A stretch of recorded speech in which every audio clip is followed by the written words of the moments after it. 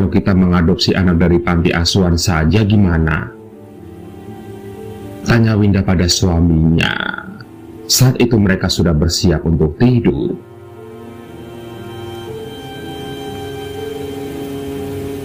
Kalau kamu yakin, Mas setuju saja sayang, jawab Randi. Kedua netranya hampir terpejam. Nampak lelah setelah seharian berkutat dengan pekerjaannya di kantor.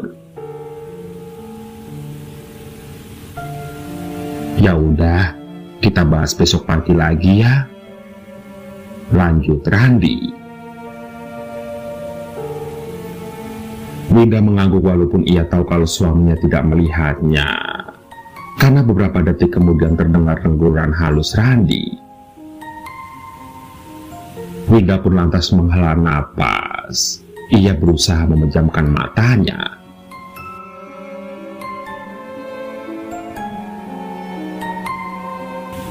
Randi dan Winda sudah menikah selama 6 tahun tapi belum dikaruniai keturunan. Selama ini mereka sudah berikhtiar. Berbagai tempat sudah mereka datangi. Berkonsultasi dan memeriksakan diri baik secara medis maupun non-medis. Semua sudah dicoba. Dan dari semua hasil pemeriksaan mereka dinyatakan sehat. Namun, entah kenapa sampai saat ini Winda belum juga hamil.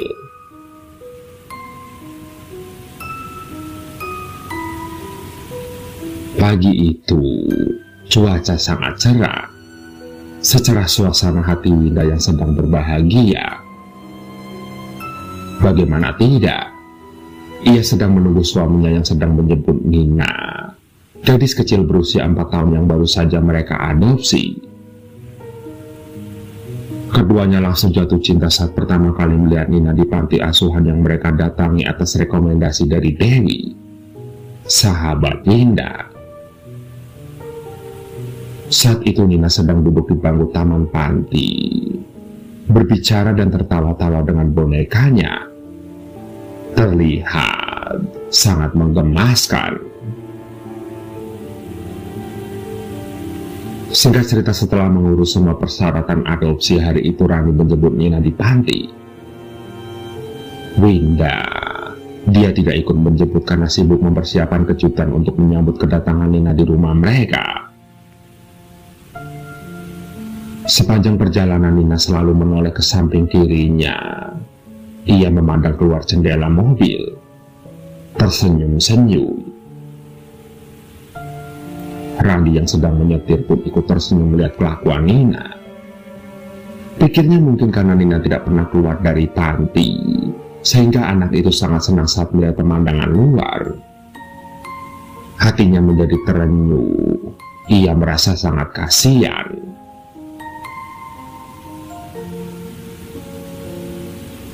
Singkat cerita, hingga saat hampir sampai di rumah, Nina tambah gelisah.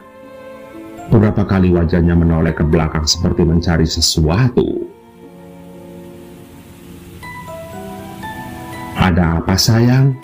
Kamu grogi ya mau ketemu bunda? Nggak apa-apa, bunda baik banget kok, ujar Randi. Ia mengusap kepala Nina, tersenyum. Namun, Nina bergeming.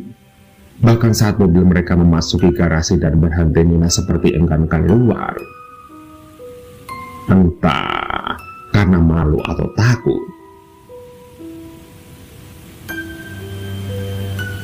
Randi pun lantas membukakan pintu mobil mengajak Nina keluar. Sementara itu Winda berdiri di depan pintu masuk tersenyum lebar menyambut kedatangan mereka berdua. Nina pun lantas keluar perlahan. Ia menatap sekeliling. Ia tampak tidak senang. Namun saat ia menatap ke arah Winda, terlihat bibirnya membentuk senyuman.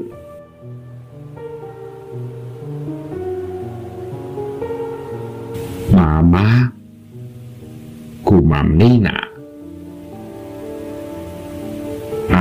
Apa sayang? Kamu manggil aku mama? Setengah berlari Winda menghampiri Nina. memeluknya erat, menghujani wajah dan kepala Nina dengan ciuman. Iya, Winda sangat terharu. Terlihat ia menyeka sudut netranya yang mengembun. Randi pun kemudian menghampiri dan mengeratkan pelukan. Winda, dia juga telah menyiapkan sebuah kamar yang indah untuk Nina, lengkap dengan mainan dan boneka berbagai ukuran dan warna. Saat melihat kamar Nina tampak senang, ia pun langsung melompat ke tempat tidur dan memeluk boneka-bonekanya. Dan benar saja, sejak kehadiran gadis kecil itu, Winda selalu tampak ceria. Randi pun merasa bahagia melihatnya karena selama ini Winda selalu murung. Mungkin itu karena dia memikirkan dirinya yang tidak kunjung hamil.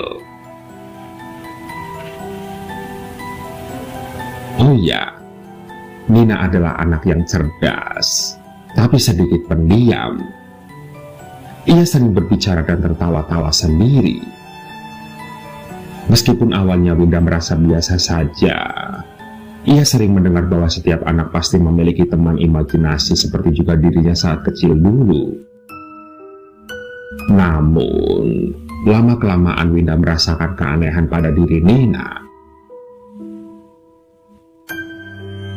Setiap tengah malam Winda terbangun, ia mendengar suara Nina sedang berbicara dan tertawa-tawa dengan seseorang.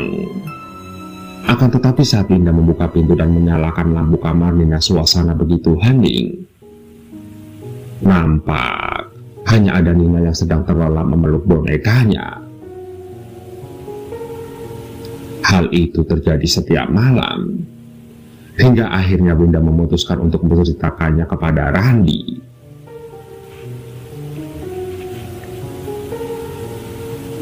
Mas, tiap tengah malam aku mendengar suara perempuan dewasa sedang ngobrol sama Nina.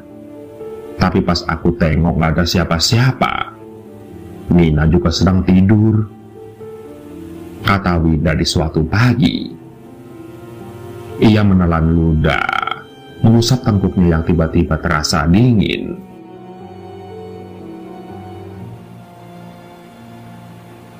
Ah, mungkin kamu cuma mimpi sayang. Buktinya saat aku terbangun tengah malam tidak ada suara apa-apa.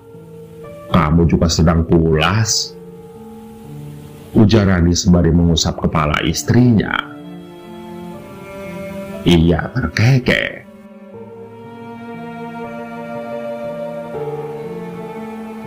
Ya udah, aku ke kantor dulu ya sayang. Oh iya, besok aku harus keluar kota dan menginap. Lusa baru pulang. Tolong siapkan keperluanku ya, ujar Randi. Sementara Winda hanya mengangguk. Ia memang sudah terbiasa ditinggal keluar kota oleh Randi. Namun ia percaya suaminya memang benar-benar bekerja, bukan untuk hal yang lainnya.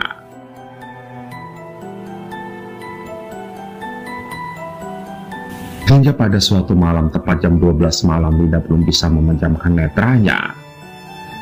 Sedangkan Randi, ia sudah terlelap sedari tadi. Dan tidak berapa lama kemudian tiba-tiba terdengar suara Nina sedang berbicara dengan seseorang.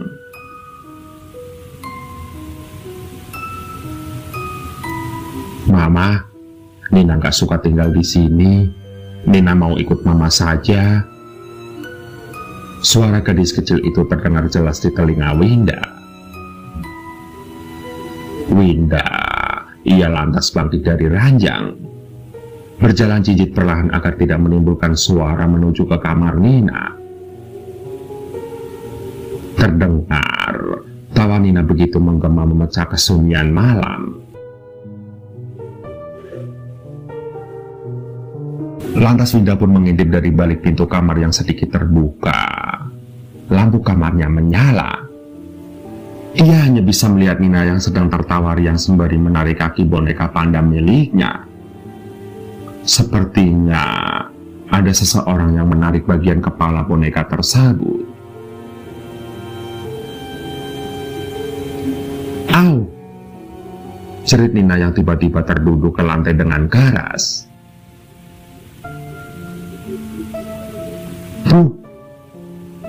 Pintu kamar tertutup sendiri dengan kencang. Winda terlonjak kaget. Disusul hembusan angin kencang menerpa tubuh Winda yang membuatnya merinding. Refleks, tangan Winda membuka daun pintu, berlari menghampiri Nina dan memeluknya. Ia mengabaikan aroma melati yang menyengat memenuhi ruangan.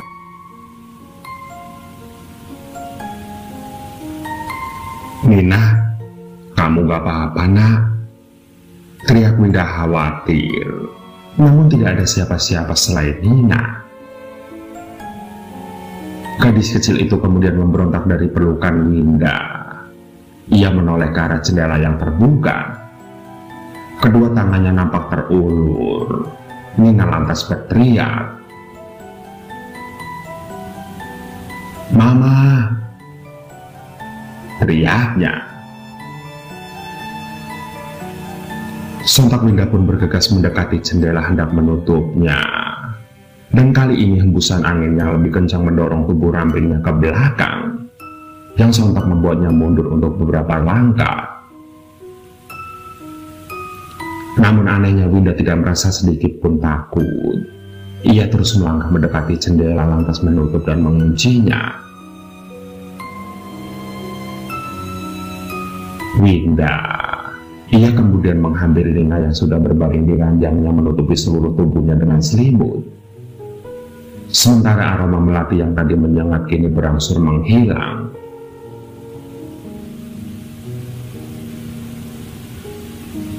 "Sayang, lain kali nggak boleh membuka jendela malam-malam ya. Angin malam tidak baik untuk kesehatan," ujar Nina sembari mengelus dan mengucap kepala Nina. "Ya udah, pupuk lagi ya sayang," ujarnya lagi. Dan beberapa detik kemudian Nina membuka selimutnya setelah Winda keluar dari kamarnya.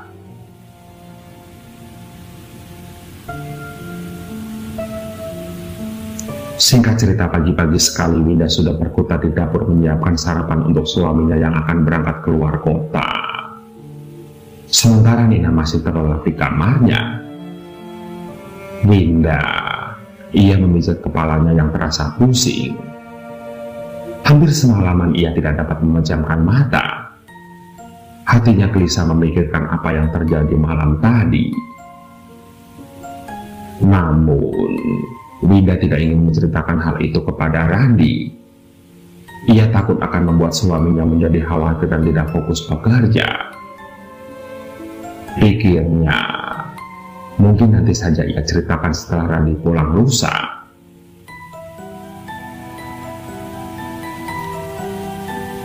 Singkat cerita, Randi bergegas berangkat ke kantor setelah sarapan. Saat siang hari, Winda mengajak Nina keluar untuk bertemu Dewi, sahabatnya. Winda sudah lebih dulu menghubungi Dewi untuk bertemu di salah satu mall. Dan saat Winda dan Nina sampai, Dewi sudah menunggu di lobi mall.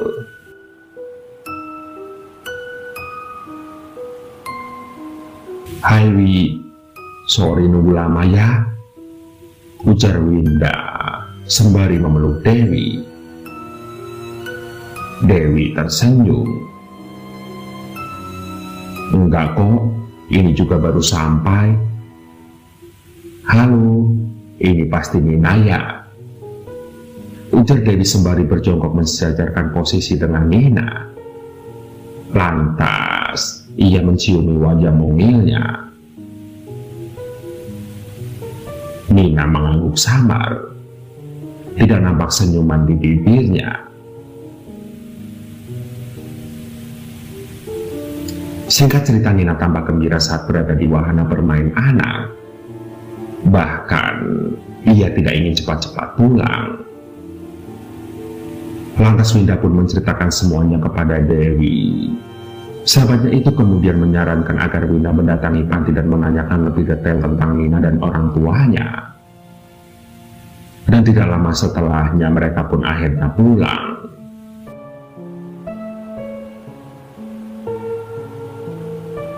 Singkat cerita, jam 8 malam mereka baru sampai di rumah.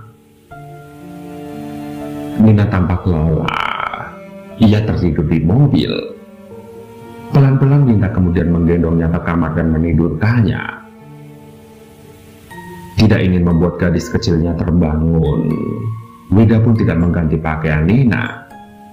Ia hanya melepas sepatunya saja.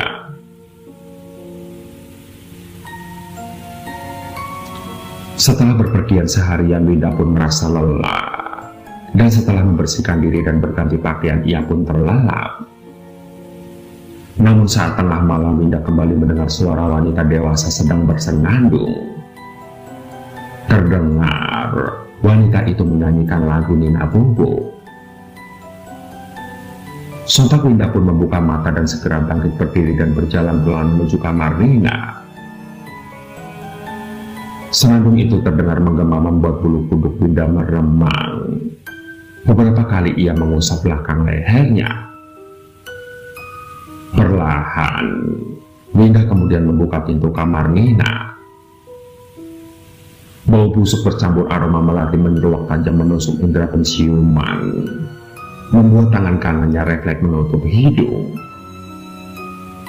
Sontak matanya pun melotot saat ia melihat seorang wanita berambut panjang terurai duduk di tepi ranjang. Wanita bergaun putih panjang itu menghadap jendela yang terbuka lebar. Ia menatap rembulan yang membulat sempurna. Sedangkan Nina, gadis kecil itu terlelap di pangkuannya.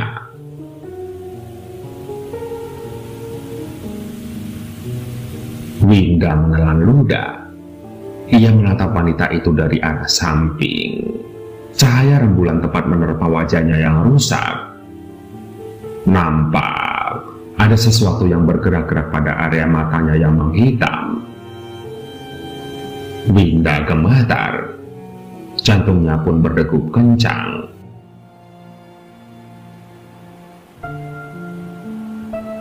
Nina. Terdengar suara Winda tercekat di tenggorokan. Seketika wanita itu menghentikan senandungnya. Ia menoleh ke arah Winda. Lantas ia pun menyeringnya menyenangkan, menggeram, yang sontak membuat Nina terbangun dari lelapnya.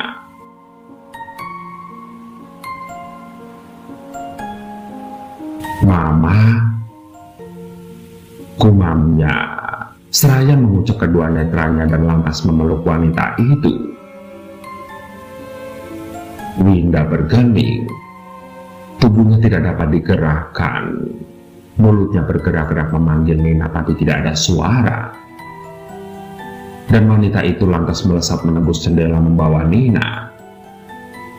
Terdengar tawanya melengking merebek kesunyian malam meninggalkan bau bangkai dan aroma melati.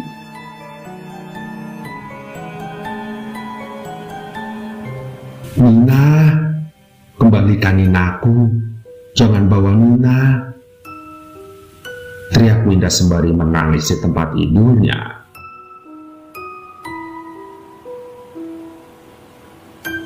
"Sayang, bangun, kamu kenapa?" tanya Randi sembari menepuk-nepuk pipi Winda. Ia mencoba untuk membangunkan istrinya. "Nina, Mas, Nina," ujar Winda sembari menangis saat membuka mata.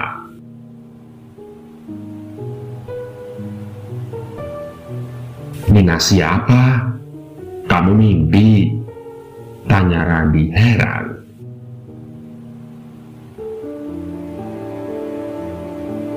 "Astagfirullahaladzim, iyakah Mas? Aku cuma mimpi," ujar Winda sembari mengusap wajahnya beberapa kali. Ia bersyukur, ternyata semua itu hanya mimpi buruknya saja.